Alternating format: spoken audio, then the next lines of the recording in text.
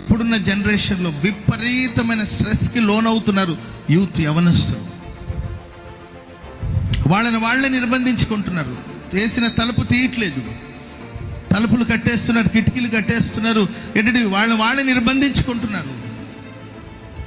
నేను ఇంత క్రితం సింగపూర్ వెళ్ళినప్పుడు చూశానండి.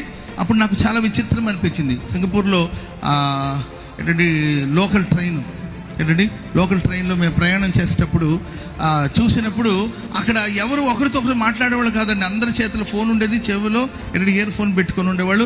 ఎవరితోనో అందరు బిజీగా ఉండేవాళ్ళు అండి. ఇది ఏం పద్ధతిరా బాబు, కనీసం పక్కన ఉన్న మనుషులతో మాట్లాడలేదు అని ఒకప్పుడు ఎక్కడో చూశాను. అలాంటి కల్చర్ మన దగ్గర కూడా వచ్చేసింది. ఒకరితో ఒకరు మాట్లాడుకోరు.